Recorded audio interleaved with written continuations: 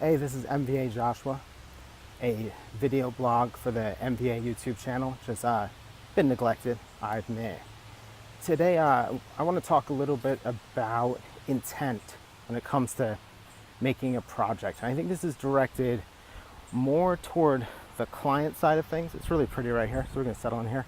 It's directed more towards the client side of things, but it's about how it will help you work with designers. So I'm working on a project right now, and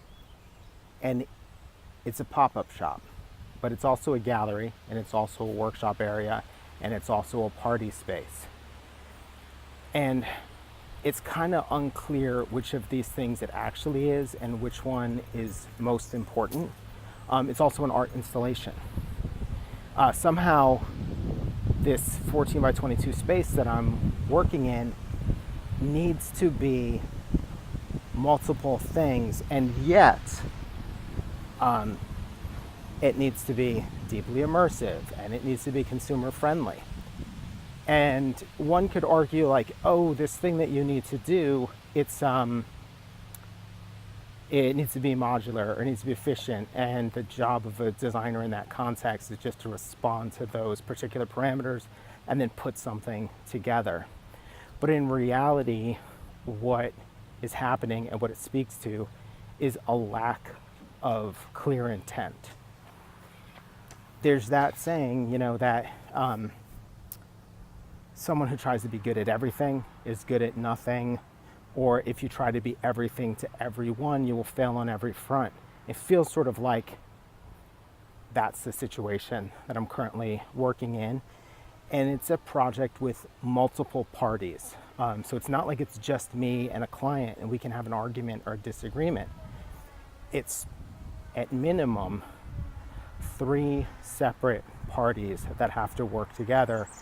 And you have things like account people and brand managers and vendors and the group of people who actually run the pop-up shop space. You have all this stuff and all of these people. So it's already muddy. And then we don't have clear intent on the side of the client.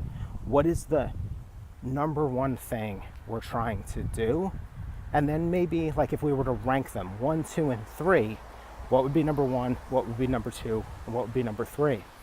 And so we're running into this thing where nothing that we're doing is working because what problems 1, 2, and 3 shift in importance depending on what we do. There is no clear intent. And this is a thing I've experienced many times as a designer. Every designer's experienced this, or anyone who has to make something and bring an idea into the world experiences this. If you don't have that clear intent, or what someone could say is that problem to solve, I kind of hate saying the problem to solve, but the clear intent, what is it that we're trying to do or accomplish first and foremost? And then what would it be nice if we could get done? Because the thing is, once you have the clear intent, it doesn't matter what the budget is, you can put your creative thinking to work to figure out how to hit that goal.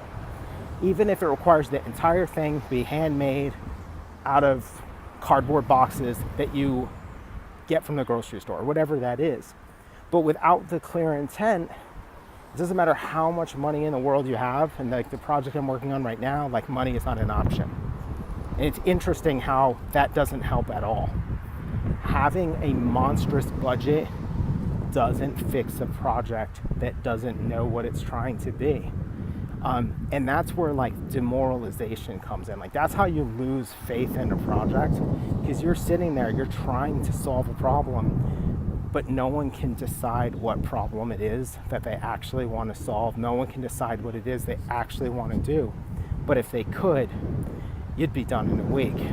And so the thing I would say, if you're on the sort of client side of things, and it's funny, it reminds me of when I worked at like nonprofits. So nonprofits are super guilty of this one thing where they, for the life of themselves, like no matter what they're doing, they're always trying to do 4 things at once. So You know, if you ever see an Apple billboard, like what does an Apple billboard do? It tries to sell you one thing. They don't even try to sell you an iPhone, they try to sell you the camera on the iPhone. Or they try to sell you the chat on the iPhone.